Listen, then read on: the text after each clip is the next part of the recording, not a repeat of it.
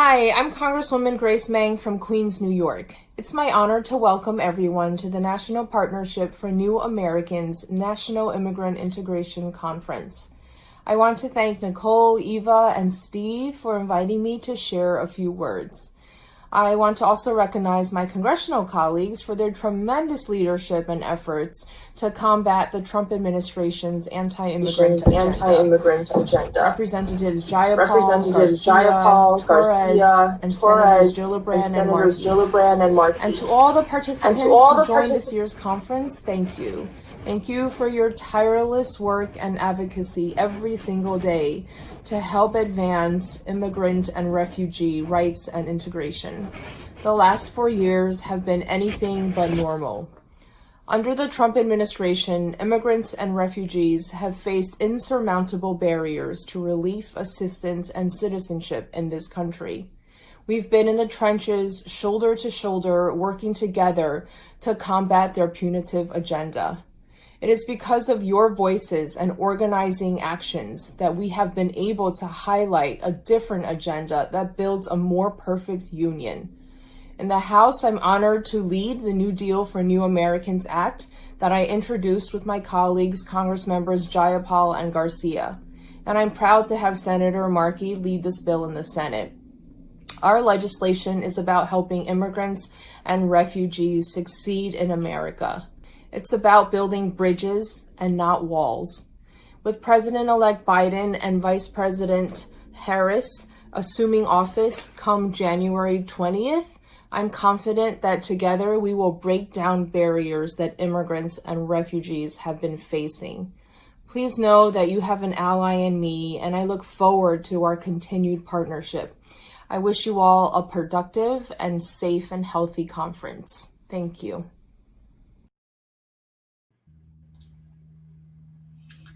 Thank you. Let me first start by introducing myself. My name is Joseph Vigila. I'm the Director of Policy and Advocacy with CHIRLA, the Coalition for Humane Immigrant Rights. Let me first start by saying thank you to NPNA for bringing us together and make sure that we're safe.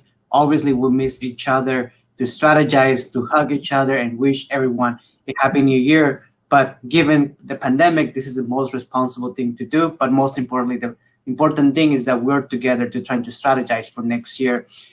First, I'd like to also recognize that this convention comes a week before International Migrants Day, which is something that we celebrate, across the globe. But then it's also, at least for me, is great to hear Madam Vice President Harris giving an opening yesterday, and how excited that was to hear some of the changes that we'll see is starting next year. And that's what we hear, because the work does not stop. And so you're here because the session will explore state and local strategies to achieve victories on universal representation, divestment from enforcement and detention, professional licenses, as well as the response from local and state governments as relates to COVID-19, understanding that many of our families were excluded due to their immigration status, but then also relatives who have a parent or a spouse who is undocumented. They did not receive a stimulus check in the last bill that was enacted in Congress. This panel will discuss how the strategies have been developed and reshaped, again, by the pandemic, and how it has impacted communities of color. And how, in addition to the pandemic, we had to, as a state and local governments, also pivot to address the issue of Black Lives Matter, the fact that our Black sisters, brothers and sisters have been brutalized by law enforcement, and how do we address that at the local and state level. And so I have a great panel with me, and it's great to see great women of color in power and directing us in changes at the local and state level. I will start first by giving a shout out to California, some of the work that we've done, given that that's the state that I come from. Collectively, we forced the Governor Newsom to step in and designating $75 million in one-time allocation for cash assistance to immigrants in March. This assistance helped about 150,000 individuals in our state, understanding that we have 2 million immigrants who have no status in our state. So even though it was great, we only helped 7% of the population in our state. We also want to highlight that we've done also work at the local level. LA County has created a specific programs for immigrants, such as one that we are barely rolling out known as Let's Feed LA, which provides some a food voucher to individuals regardless of status. The last thing that I will say about DRAID and what California has done is that we this week we actually released a study based on a survey that we created known as the Forgotten during COVID-19, in which we surveyed about 91,000 undocumented immigrants, in which they indicated that while the help was critical, it was not enough. The average expenditure per month to meet the basic need is about $3,200 for a family of four. So that means that 500 did not, well, significant, it did not help them a lot. And most of the resources were help them pay for housing, food, and utilities. And so with that, I really I look forward to hearing from my colleagues to make sure that we learn from them. And the first person that I would like to introduce is Nedia Morsy, who is the organizing director with Make the Road New Jersey. So I'll pass the word to my sister Nedia. Hi, everybody. My name is Nedia. My pronouns are she and her, and I am the lead organizer at Make the Road New Jersey. And thank you all so much for the invitation. Thank you to those of you who are joining. And I'm really excited to talk about the work that we've been able to accomplish with the support and the leadership of our members. Thank you, Nedia. The next one will be Mireya Reith, which is the executive director of Arkansas United. No, buenas tardes. Hello, everybody from Arkansas and the South. As Joseph said, my name is Mireya. I'm the founder and executive director of Arkansas United. And we're very proud to be in the immigrant rights space as a member of FIRM, the Fair Immigration Reform Movement, fighting for immigrant rights at the local, state, and federal levels. But we also are very proud to be a member of NPNA and the National Partnership of New Americans. And we brought the Community Navigator model to Arkansas with the assistance of NPNA. And we are extremely excited to talk about the results that we've been able to achieve early on, but more importantly, the opportunities that we all have ahead as we look to vaccines in the new year. Thank you. And last but not least is Shiu-Ming with the National Immigration Law Center. Hi, everybody. Shiu-Ming, she, her pronouns. Super excited to be part of this discussion with you all and to really talk about the work we've been doing at NOC, as well as the work of our state and local partners that we're very proud to be supporting.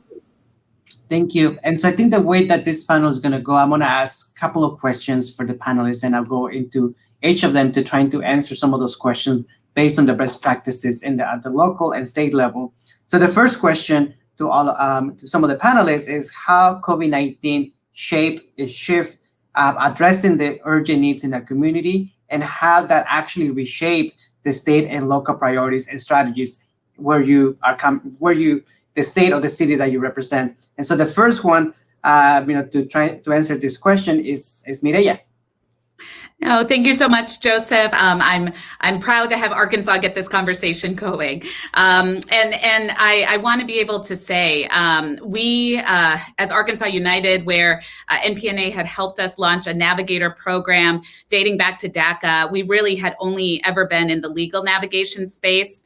And COVID definitely is the first time that's opened the doors for us in the health sector and more broadly. I want to say, probably like so many other community-based organizations, we were in the heart of the census when COVID hit. And we were actually just wrapping up site visits to 13 Tyson food plants. We were extended an invitation to be inside the plants right before COVID hit. And we're all excited about fulfilling the potential of our communities and our workers as related to the census.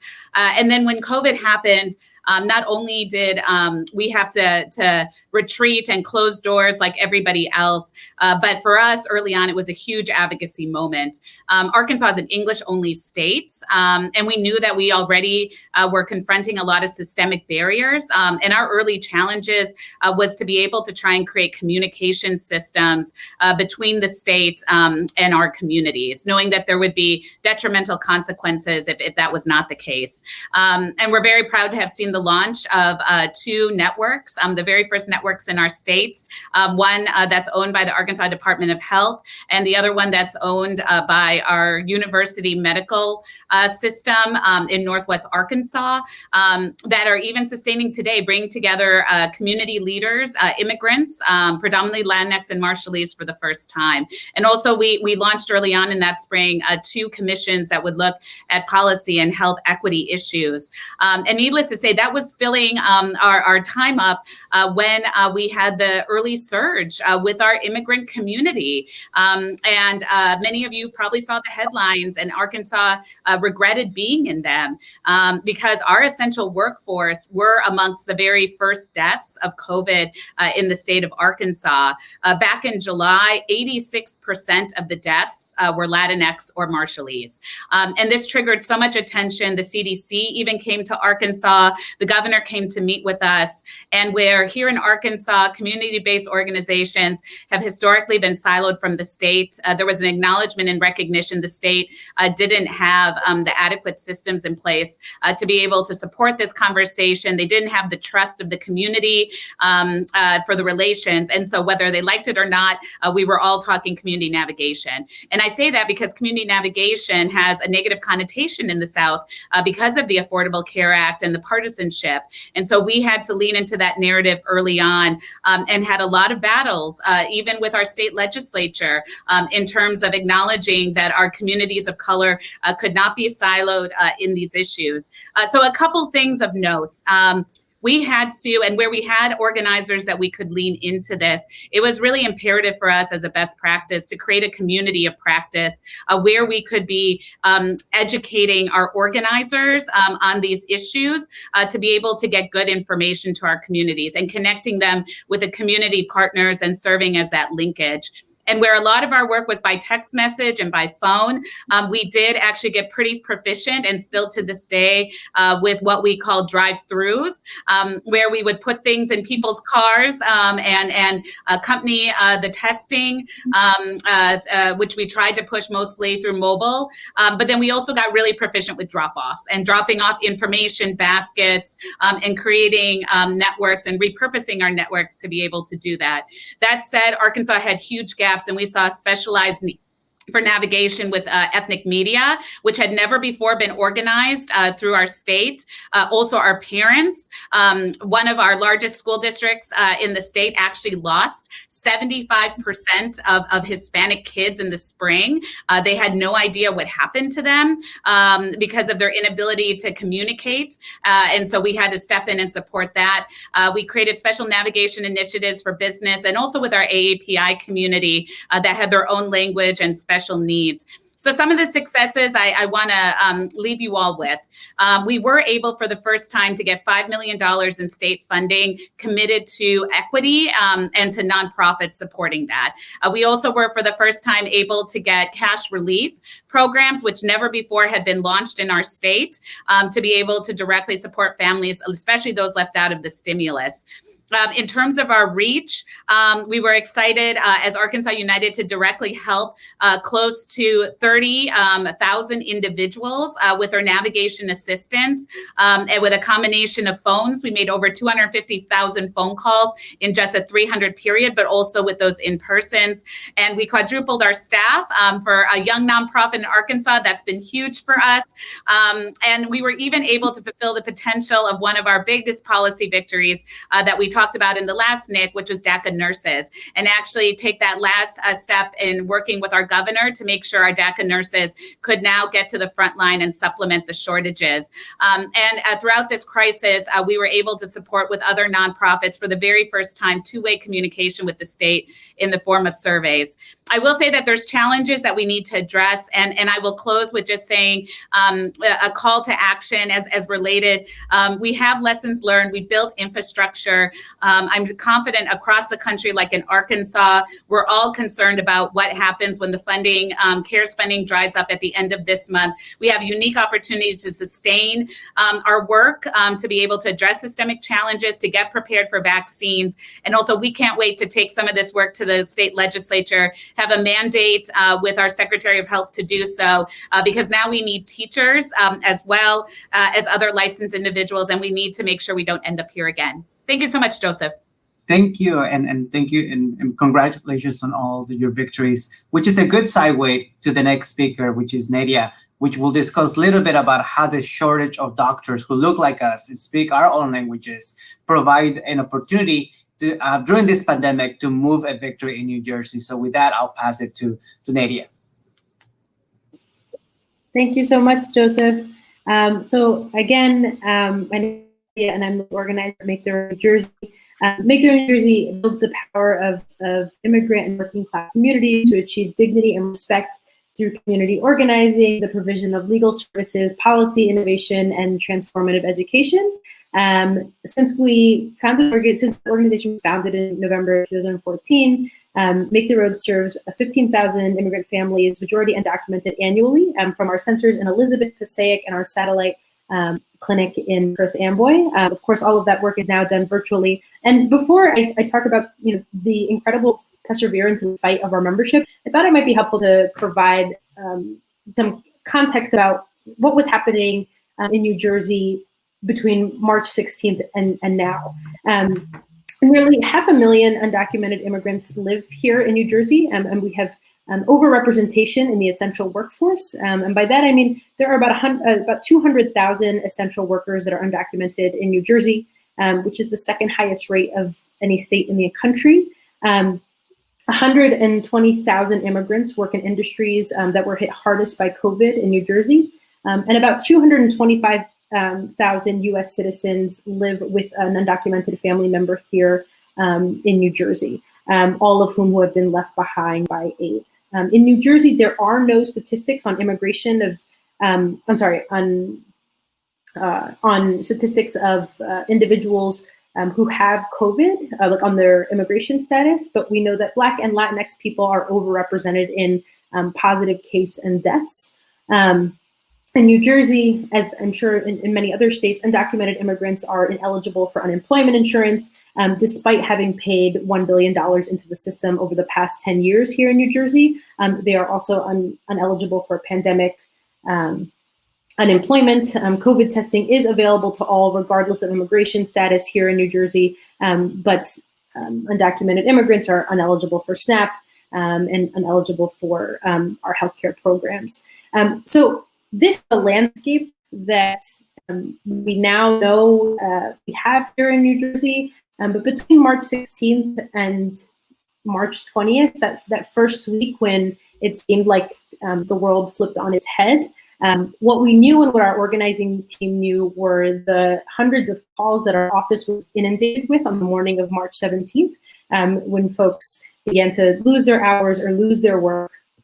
And to ground our membership, what we did, one of the first things that we did was launch a survey, and we surveyed more than 200 of our members. And what we found was really incredible, really stark, and something that I wanted to share with all of you guys. 81% lived in a household where one or more members had lost their job. And 85% were worried about being able to pay for food for themselves or for their families. Even though we have a moratorium on eviction, 1 in 8 tenants experienced harassment at the hand of their landlord during the pandemic, and an alarmingly high number of respondents, 2 in 3, that have worked through the pandemic reported feeling unsafe at work. We did do a similar survey 6 months into the pandemic, right? We're now entering our 10th month without any form of relief at the federal and state level here in New Jersey. But even initially on, right, this first survey was conducted in April, the results are stark. And as a result, with the leadership, with our members at the lead, we launched Recovery for All, calling for access to unemployment and stimulus relief, calling for protections for workers, And I want to share, I want to highlight some of the biggest victories that we have been able to see in the last couple of years, in the last 10 months. It feels like years. I'm sure other folks can relate to that.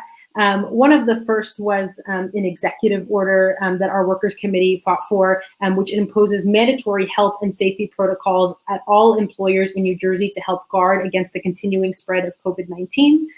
We had actually lost one of our members because of unsafe working conditions as a result of the pandemic, and because there was no other way for him to not be at work and he had to go to work, caught COVID at his place of employment. This executive order also mandates that all employers require that there are mandatory protocols for social distancing, and that everyone who enters the worksite must wear a mask. They must provide breaks for employers for repeated hand washing throughout the workday. It also provided $400,000 in training for frontline workers to know what their rights are. And those are workshops that we have conducted since the executive order took effect about a month ago. And one of our biggest victories, and what Joseph was referring to, was occupational licenses, a fight that started before the pandemic, but the need for it really exploded. We had a shortage of nurses here in New Jersey even prior to the pandemic, a shortage of healthcare professionals, and then of course, as the pandemic hit, a shortage of respiratory therapists. The list goes on. And we have here in New Jersey hundreds of thousands of people that were ready to enter the workforce, right? We have the 6th largest undocumented population in college in the entire country. And more folks were ready to not only join the front lines, but also make sure that we can rebuild our economy here in New Jersey. And so we became the first state on the East Coast to remove barriers to occupational licenses to all people, regardless of immigration status. And really excited to talk more about that. But one of the biggest victories as a result of bringing attention to the pandemic. Thank you. And again, congrats on your great work. And I know a lot more needs to happen. We're going to shift a little bit as it relates to the conversation. And the second question, as it relates to, we only did not have to deal with the pandemic, we also had to deal with the racial inequalities and what our Black brothers and sisters have to face. And so in the middle of the pandemic, there was an uprising during the summer of how to deal with issues related to racial inequality because of the police violence and killings against Black communities. Once again, we will have a question about how can we invest or divest from from programs that incarcerate our communities and put that in programs that actually work, but then also most important, that invest in our communities instead of put them in jail. And so to that end, the first panelist, Shiu-Ming, will have a discussion about how the framework of NIL addresses this issue, but then also most importantly, how this has a connection with immigration enforcement and detention. And we really look forward to see what Shiu-Ming has to say on this. All right, thank you, Joseph. Yeah, it's definitely been a really monumental watershed year. As other speakers have mentioned, not only have we seen COVID-19 really expose and exacerbate longstanding racial disparities, you've also seen the Black Lives Matter movement and the uprisings this summer really advance the conversation about the need to shift resources away from policing and carceral practices. And so the uprising has really changed some of the frameworks that we use in our state and local strategies and the way that we talk about immigration issues. So I'll just mention a couple of ways in which this has happened. First, I've definitely noticed advocates, organizers talking much more about the fundamentally racist nature of the immigration system, particularly the system of enforcement, detentions, and deportations. So it's not really accidental that people of color, particularly Black people, are disproportionately impacted by both the criminal system and the immigration systems. This is just a really intentional result of interlocking systems of oppression. Another change has really been around connecting systems more explicitly. So seeing that the systems which are over-policing communities, overcharging them, over-prosecuting communities of color are also connected to the immigration enforcement apparatus. And I know some immigrant rights groups have been connecting these dots for years or even decades, but this analysis is really more and more at the core of our work. And even if we weren't making these connections, the forces against us have. For instance, we saw this summer that ICE and CBP were deployed to nationwide protests against police brutality. And so the last point around this is also that we've also been inspired to call more explicitly for abolishing systems, not just for reforming them in the short term. So thinking about our long-term vision, our North Star as really abolishing ICE, abolishing detention, abolishing the police. And connected to that is a divest, invest framework, which Joseph mentioned, and I think many of you are really familiar with this. On the divest piece, it's really the idea that we need to cut funding and resources from police departments and other law enforcement, such as prosecutors and probation, cut law enforcement's role, whether that's in schools, in mental health, in social services. And it goes beyond just thinking about dollars. It's also about delegitimizing institutions and practices around surveillance and policing. And on the invest piece, we're talking about investing in solutions that actually make our community safer and that actually help Black communities survive the pandemic. So this includes, for instance, funding for summer youth programs, income support for people affected by COVID, raising the minimum wage, supporting affordable housing and tenant assistance, supporting mental health programs, also ending police and ICE collaboration and closing jails. And so some examples of the shift in framing that are connected to the work that we all do on a daily basis in immigrant rights movement are in the universal representation world. I know Nedia is going to talk more about the work in New Jersey around universal representation. So just to share some examples from Southern California, where I'm based. In Los Angeles, the groups that have been working to advance funding for immigrants who are detained and facing deportation have also supported the local calls to divest from police and also supported local criminal reform efforts, also supporting efforts to fund alternatives to incarceration and to fund community needs, and also defining the need for deportation defense as one of these community needs that cities and counties should really be looking at. In Long Beach, California, immigrant rights groups for a long time have been part of a participatory budgeting process where they've unified behind a people's budget that calls on the city to really start reversing a lot of historic patterns of disinvestment in communities of color. So as part of the people's budget, calling for language access, a youth plan, universal legal representation for immigrants, and then other support systems that really put Black lives at the center. So a lot of these intersectional efforts locally have really yielded positive results. We've seen representation programs get their funding renewed, as well as decreases to policing budgets, although not as many decreases as we would like. In the detention context too, there's been a lot of great work this year.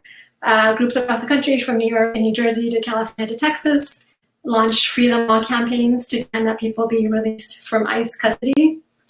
Some of these demands also included calling for the end of transferring people from county jails and state prisons to ICE, as well as making the connections to releasing people from criminal custody. So this is really a recognition that we should be working in solidarity and coordination with anti-incarceration organizations, and also uplifting the demands of groups that are really working to dismantle the prison industrial complex. And also wanted to mention a lot of the demands for freedom and release from detention centers were really led by the people who are detained, including at the Otay Mesa and Mesa Verde detention centers in California. And that included the men at the Mesa Verde Center protesting the violence against Black lives through a hunger strike led by Black immigrants, and demanding broad changes to the policing as well as immigration and criminal systems. So making these connections that have really been inspired by the Black Lives Matter movement, and making these connections between releasing people from criminal custody as well as immigration custody is one way in which a lot of advocates have been really putting out a transformative vision of a country and ultimately a world that can be free of both police, prisons, as well as immigration detention. Thank you, Shiu-Ming, and I appreciate all the work that NILC does. And I think something to highlight that while everything stopped, immigration enforcement and detention did not.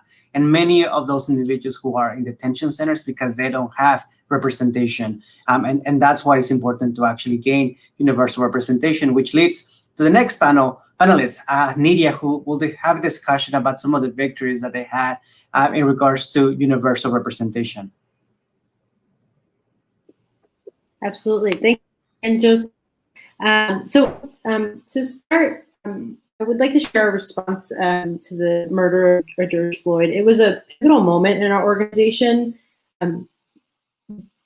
Granted, the first, at the midst of the pandemic, our organizers working very hard to set up our members to use virtual platforms so we can continue our weekly meetings. And those weekly meetings throughout the summer turned into spaces to hold internal workshops, to have difficult conversations about Latinx and Black and Brown solidarity, and reflecting with our membership, and as a result, our youth committee has launched a campaign to remove police from schools.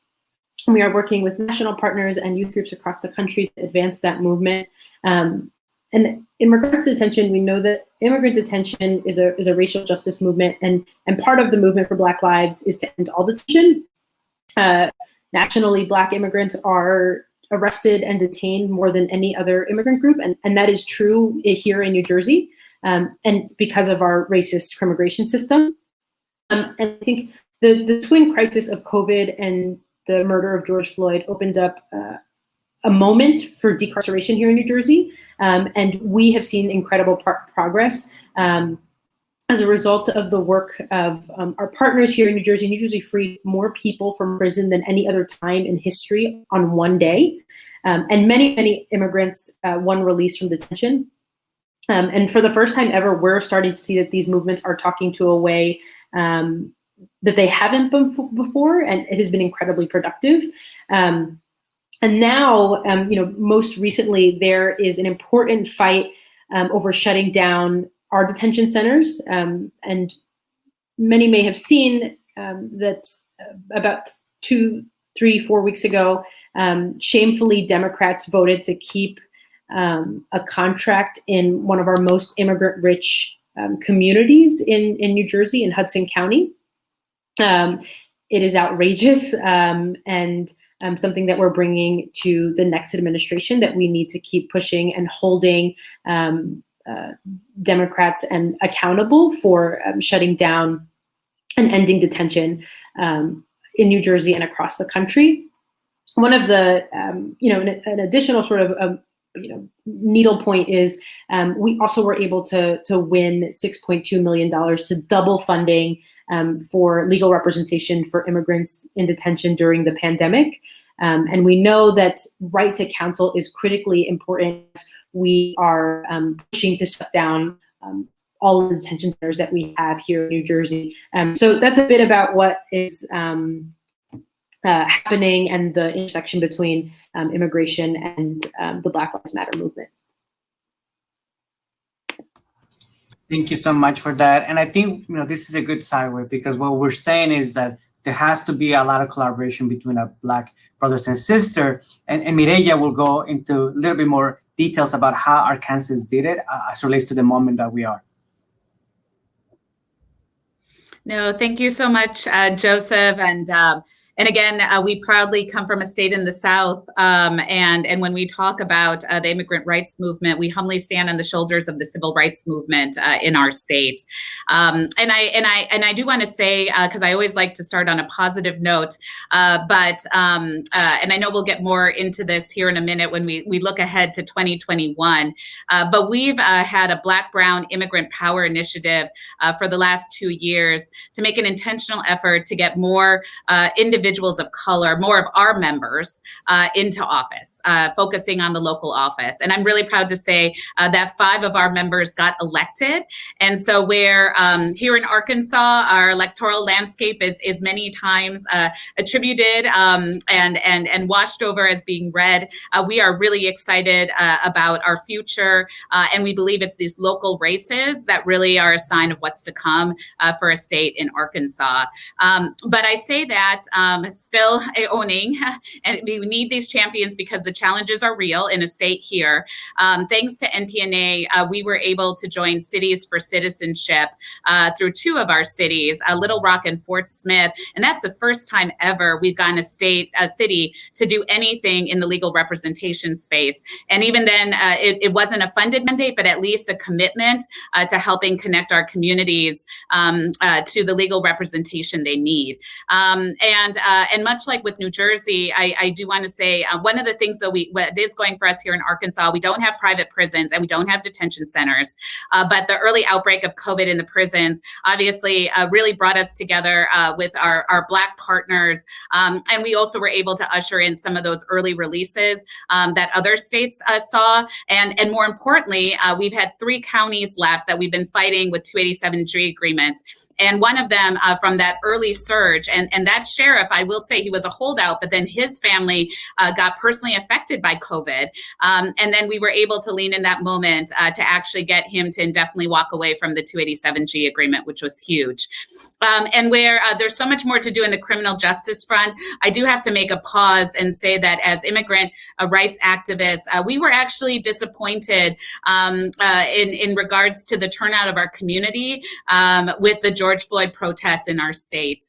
We knew that there was fear in our community due to COVID, due to enforcement, a lot of distrust. But we thought that our numbers would naturally turn out and there would be an easy call to action.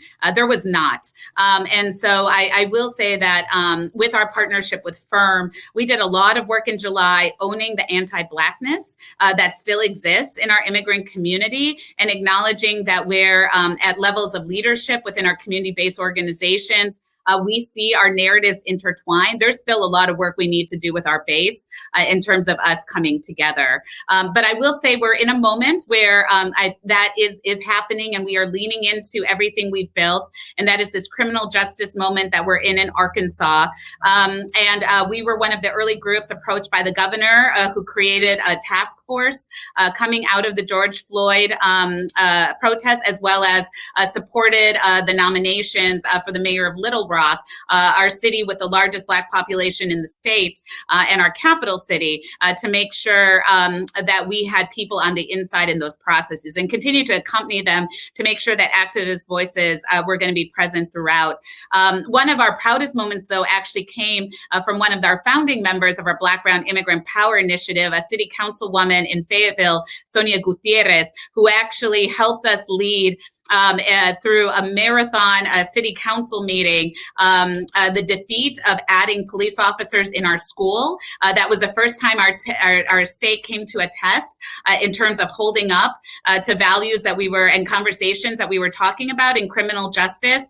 And then shortly after that, we were part of a very unique forum where we got to have a conversation with the entire leadership of the Fayetteville Police Department about what defund the police means and start a conversation around shared values and interests and how we can work on this together. And since that time, we actually have been able to now get a second county to back away from implementation of their 287G agreement.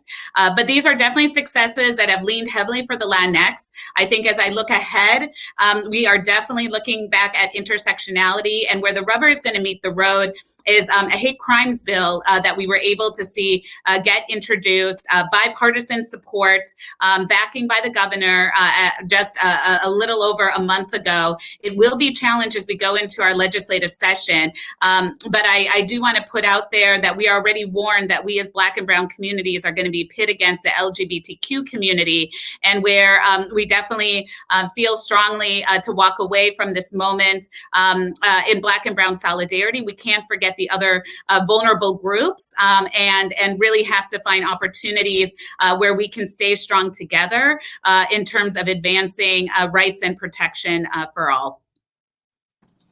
Thank you. And before we move into the last question, I really want to encourage all folks that are participating in this session to really type out their questions, their comments, and anything that you want to share as relates to any victories that you had at the local and state level that you represent. So please make sure that you submit your comment, question, or lesson, so that way we can all learn together and try to move towards the next year.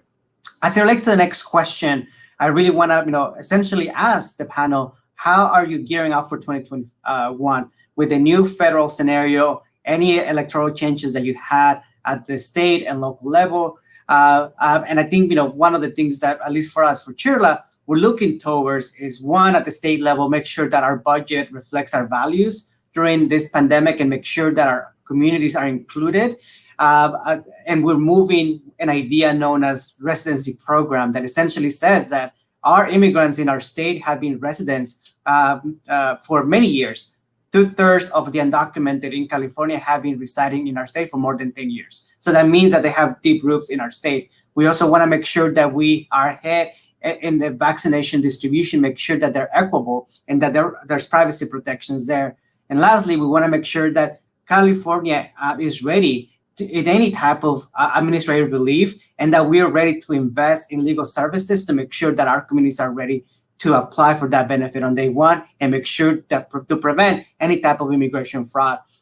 And so with that, we really want to learn some of your priorities, and I'll start with Shiu-Ming, with Neil. Thanks. And just to share our philosophy and approach in working with state and local organizations is really to build the power of groups that are working on the ground and of immigrants themselves to really advance the types of measures, policies, and world that we want to see.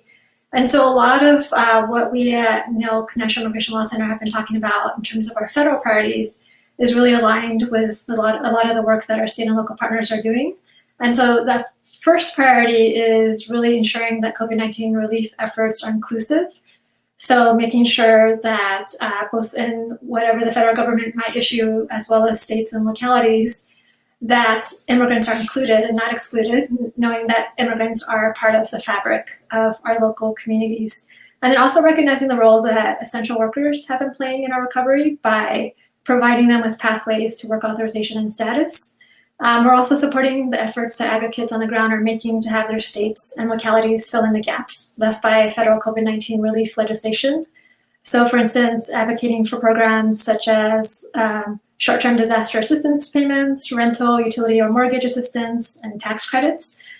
Several states, including Alabama, California, Washington, Connecticut, and Massachusetts, have already used a combination of federal, state, and private funds to offer cash or rental assistance to people who are not eligible for the benefits under the federal COVID-19 relief efforts. And so although a lot of places together in partnership with organizations and private donors have really raised a lot of money, the need for assistance has really been overwhelming. And so much of the funding was depleted almost instantly. And now advocates are really exploring medium to longer term solutions, including thinking about new ways that we can actually raise revenue to support wage replacement programs for workers who are not eligible for unemployment insurance. There's also been more momentum around expanding earned income tax credits. So this year, both California and Colorado were able to expand access to their earned income tax credit to people who file using ITINs. There's similar campaigns happening in several other states to make that happen. A second priority that we're working on is around protecting private data. So on the federal level, we really want the government to create and enforce privacy laws and regulations that really limit collecting immigrants' personal information and prevent the sharing of information between local, state, federal, and foreign agencies for use in immigration enforcement. I think we all know, we've all heard the stories about people who don't want to apply for something like DACA because of concerns about how information will be shared. So really making sure that we cut off this information sharing, and also that the government terminate any contracts with for-profit or nonprofit entities that are gathering information and sharing that information for immigration enforcement purposes. And on the state and local level, there's also growing concerns about the use of surveillance technology such as biometrics and the sharing of information with the federal government and private entities. So this year, Maryland passed a bill that prohibits employers from using facial recognition during interviews without consent. And Washington also passed bills limiting the use of facial recognition. So another frontier in state and local work is really looking at how we can limit or end the data sharing between state agencies such as DMVs and ICE. And then the third priority I'll talk about is ending destructive and harmful immigration enforcement practices. So on the federal level, this includes calling for a moratorium on immigration enforcement, including a moratorium on arrest by ICE, as well as moratorium on worksite raids and I-9 enforcement, ending the entanglement programs like 287G, also immediately releasing people from detention and moving towards phasing out detention altogether.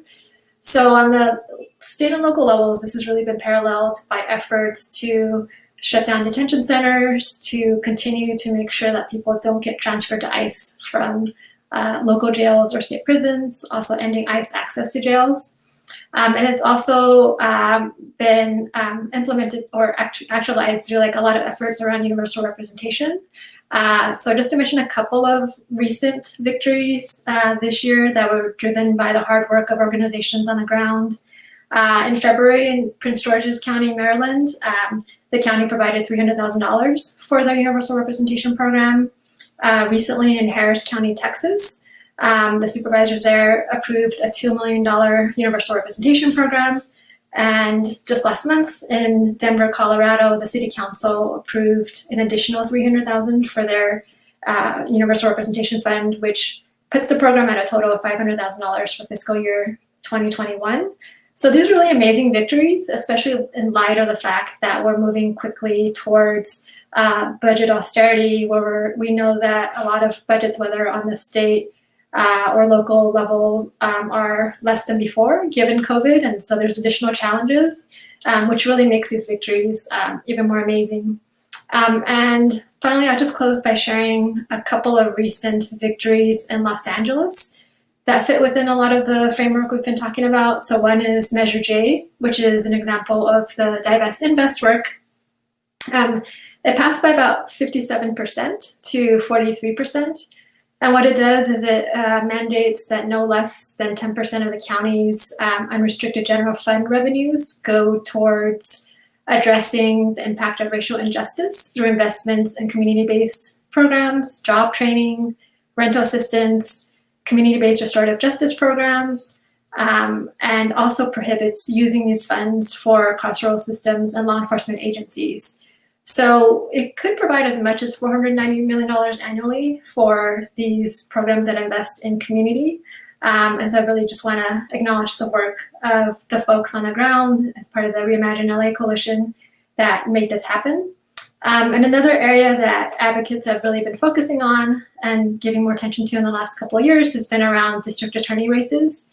Given the work around the desire to decriminalize offenses, to further racial justice and roll back mass incarceration, people have been looking more and more at electing progressive district attorneys to address those issues, as well as immigration consequences of criminal charges. So in Los Angeles, we saw the incumbent DA lose out to George Gascon.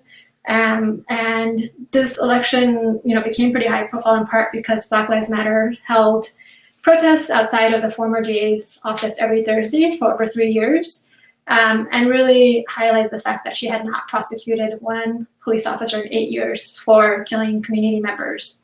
And so the new DA just took office recently and already has put out a pretty comprehensive and ambitious set of policy changes, which really, I think, we'll see how they're implemented, but they really could shape how the criminal justice efforts and mass incarceration function locally. And so some of these changes include ending cash bail for any misdemeanors, not seeking the death penalty, not filing enhancements, no longer transferring youth to adult courts, not charging a number of low-level offenses, which has been pretty critical also for immigrants because once immigrants are booked, that's when their fingerprints get shared with ICE. So making sure that immigrants don't get into the criminal system in the first place has been really important.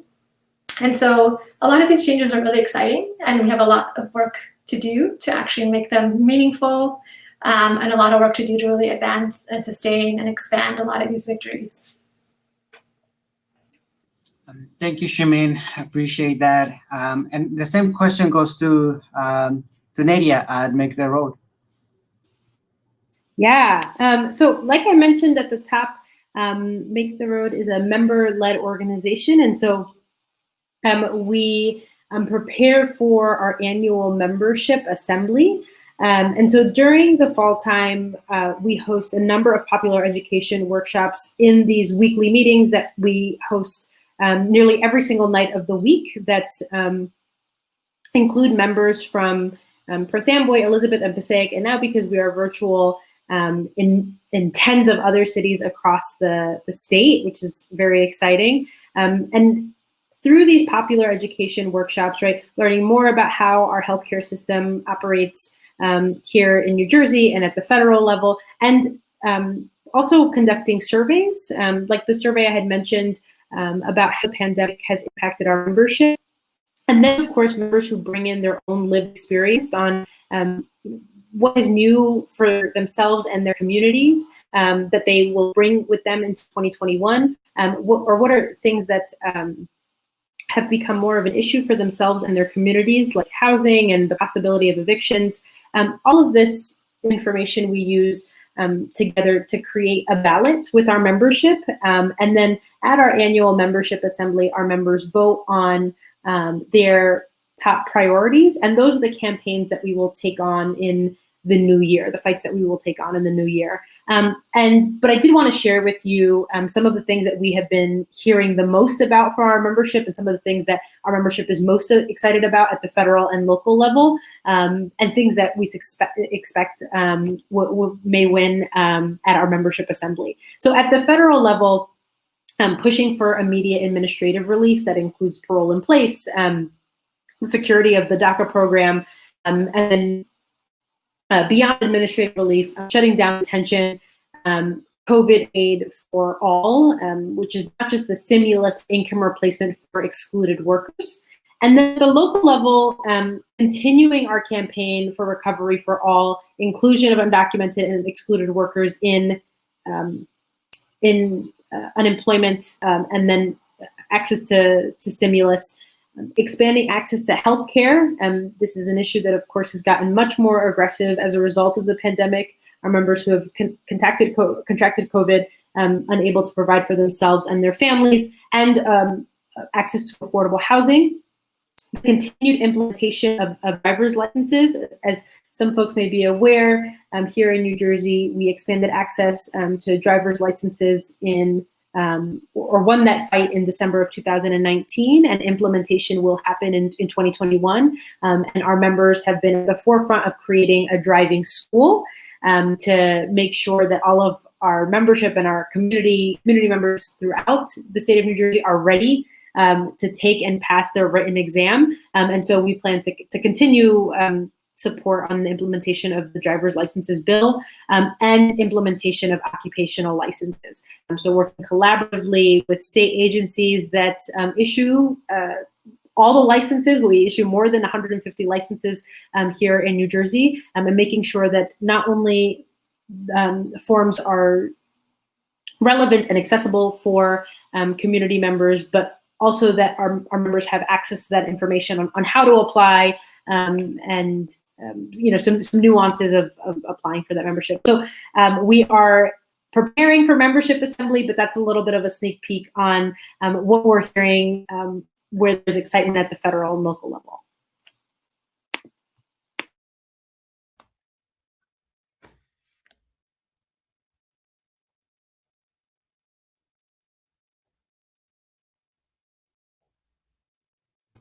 I was on mute. Again, I want to really encourage all of you who are participating in this panel to ask a question, make a comment, or share any lesson from your state. So that way we can also learn from that. And so the next panelist to share her priorities will be Mireya. Thank you so much, Joseph. And P.S. I do that all the time. But I actually want to pick up where Nedia left off, because that for us is going to be pretty critical. We feel fortunate that we were able to be so directly involved with the Department of Health and our other health service providers, but boy, did we find systemic issues. And as I said, we're an English-only state. None of these forms, none of these applications were put out there in Spanish. The definitions of who was eligible was a huge area for us as well. And so now we want to take all this learning as we go into the winter and think about vaccines and make sure that we're correcting this, not just for the short term, but we're addressing it long term. And so just as much as, and I'll talk here in a second about our state agenda, I want to say that COVID brought us as Arkansas United formally into the administrative advocacy space, which was actually vocabulary and words we didn't even have before COVID. If you would have asked me what administrative advocacy was, I wouldn't have known. And so now we do, and we stand ready with our membership to fight for that and for what we've learned. And so I'll now go back to your question, Joseph, and go federal kind of down local. I do want to say at the federal level, for everyone that is following this, right, that there are efforts ongoing with our various immigration coalitions to speak with the Biden administration and with our elected officials to look at how we talk about and think about the freedom of our communities, Freedom Together, which is an initiative that we're doing at FIRM, the Fair Immigration Reform Movement, looking at a moratorium on enforcement, looking at a pathway to citizenship. Now with this new administration, we think we can really have these conversations. But then also I want to lift up the National Partnership for New Americans as hosting the NIC and opportunities here to also on their end look at administrative reforms, specifically at USCIS. We have an unprecedented opportunity and just looking at now who some of the nominations are, an opportunity as well to go directly to the agencies, not even just Congress, and gain back some of the efficiency, resources, and hopefully not just get back to where we were before Trump, but to actually push us in our system to a deeper sense of justice and inclusion and equity for our communities. I do want to say, though, that one of the things we at Arkansas United do firmly believe and bring to all of these conversations is whatever happens in Georgia, because that's a big conversation right now. But whatever happens in Georgia, we do believe that it's going to take Republicans to get this work done. And so we're actively working in all of these spaces.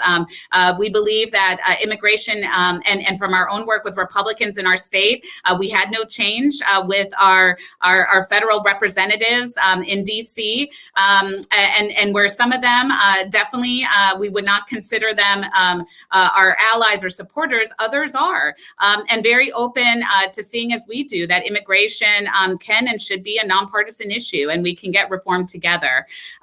Now, I'll say at the state level, where we were proud with National Partnership for New Americans to launch for our first time last session, a proactive, pro-immigrant agenda, the New American Dreams platform, and we're going to do it again. I will say what we're already hearing from our legislature, and I'm sure others across the country, is that a lot of this messaging is going to have to tie around COVID. And I do want to warn folks because we know that the last time we elected a Democrat to president, we got the SB 1070 copycats. And we do think that we'll have anti-immigrant legislation in the South and potential other states that push back in this equity moment. And we need to be prepared for that.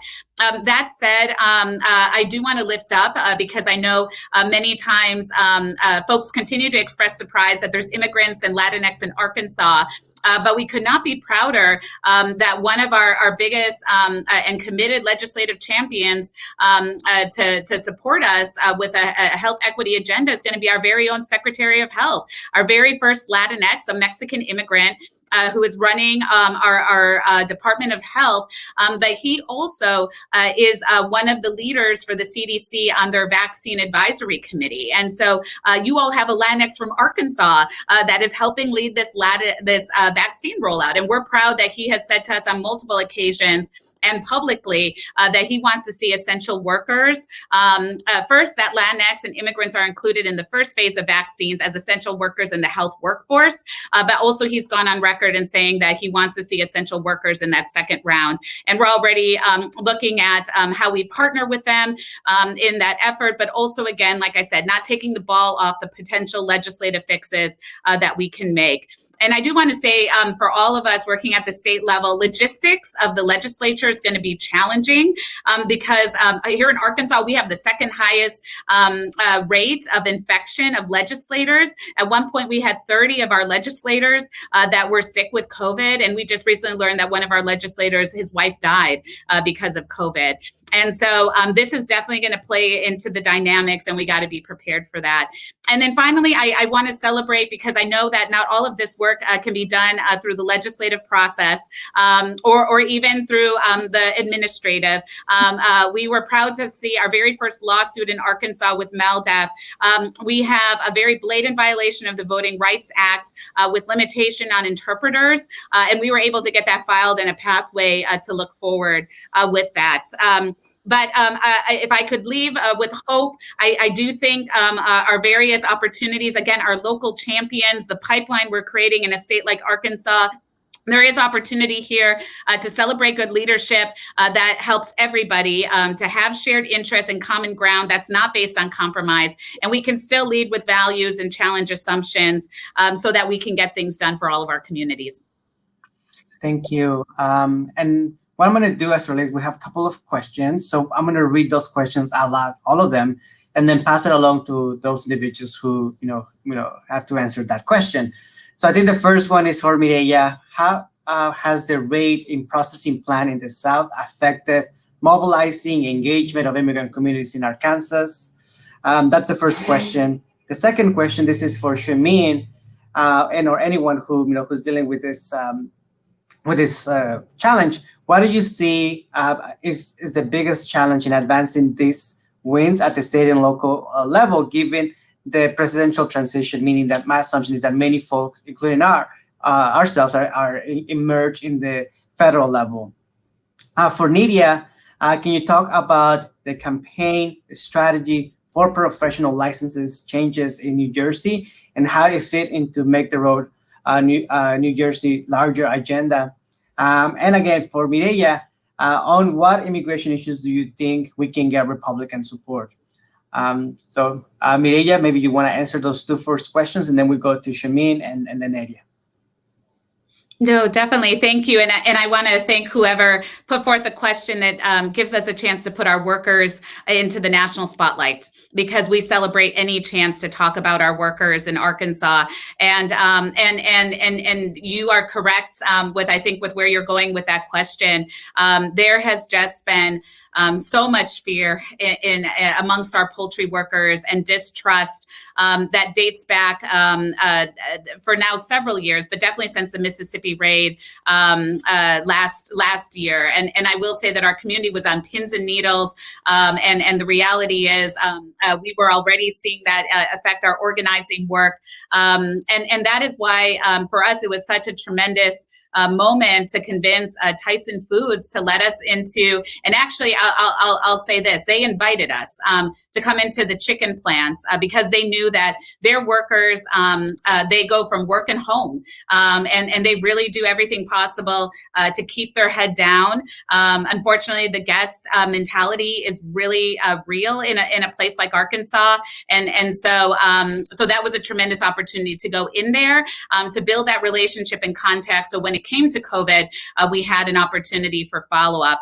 But I will say where we did see some efforts, unfortunately, we felt they did come late in a couple months after, unfortunately, several folks in our poultry industry died, being on the frontline workers. We did see some changes. And now, once again, we're seeing a laxing in some of those. And there was just a walkout in one of our poultry plants yesterday by immigrant workers who are just afraid to go to work, but have been told and have actually seen evidence of repercussions of lifting up their voices and feel that they need to organize and work at this next level. And so where we're able to keep everyone engaged, and I will say we do have direct talks, at least with Tyson Foods since that time of doing the census. We are lifting up that we can't look at all of these issues in isolation, and where a census was a good step forward, we have to build these bridges and leadership leadership and throughout the Poultry Federation need to be hearing directly from the workers. That's the only way we're going to move forward and build the trust. And we're never going to get past this of COVID or other issues if we can't break down that distrust that's there. And then I'll say on Republicans, where we are seeing common ground, definitely with our dreamers, different worth authorizations, TPS, definitely the citizenship process. But I will say that I think there's conversations there about even something bolder. There's a lot of folks, whether it's from the humane perspective or the citizenship. I think right now our biggest challenge is getting Republicans and Democrats to talk to each other again, and not to talk to each other through the papers. And that's where we're focusing our energy and trying to connect allies so they can start having those conversations together. Thank you. Shiu-Ming? Yeah, to answer the question about some of the biggest challenges in advancing the state and local wins, I see a few. One is that a lot of the pro-immigrant advances we saw in the last couple of years were because Democratic legislators and governors also saw themselves as like part of the resistance against the Trump administration, and we all lived through how bad it was for immigrant communities, and I think that really prompted a lot of elected officials to really want to do something for immigrants. And so, one challenge will be keeping up that momentum and still making sure that elected officials see that we are still facing a lot of different crises, whether racial justice crises or economic injustice crises. Like, those are not going to be ended on January 20th, and we really need to keep up the momentum. Another challenge is thinking about how some of the advocacy might shift to the federal level. And, some of us have been through this before, maybe more than once, where so many resources are put into some kind of federal legislation that ends up not happening or ends up getting really laden with compromises and setbacks. And so one challenge would be like, how do we sustain our momentum and our focus on the state and local work, which is an area that we can actually control, where we have less compromises to engage in, and where it's much easier for directly impacted people to also engage. So just making sure that we keep that laser focus on the state and local work and not get all our attention put into the federal fight. Thank you. And Nedia. Yeah, for sure. On the question about access to occupational licenses and the strategy tactics that we use, I think one of the things that is important to note is that this is a campaign that followed expansion to access to financial aid in the state of New Jersey. And as a result of that work, our base of undocumented young people that were able to go to college exploded, and the conversation about access to higher education and access to occupational licenses was a conversation that then started to happen more organically in our adult population. And we were looking to have conversations with legislators prior to the pandemic. And once the pandemic hit, and it seemed like everyone was at capacity, we were able to take a step back, pull data to show where there were industry shortages prior to the pandemic, and not only in the healthcare world, right? Nurses, we had a severe nursing shortage, and had projections to have one of the highest nursing shortages in the country in the next few years. This is before the pandemic, but also looking at shortages in other places that we were incredibly dependent on or desperate for in the moment, like teachers. And so while we were waiting on having conversations with legislators who were sort of, hemorrhaging and trying to pass bills quick, we were looking at additional targets like academics and universities and professional associations. And that really helped build a strong case as we went back to legislators, calling for a conversation and to think more about occupational licenses for all. And one of the reasons that we went to universities is because, like I had mentioned, as a result of expanding access to financial aid, New Jersey quickly became the sixth state in the entire country with the largest undocumented population in college. And so every year we are graduating people who are ready to join the front lines, people who are ready to become teachers, ready to become nurses, social workers, respiratory therapists, and they're hitting a wall of not being able to access an occupational licenses.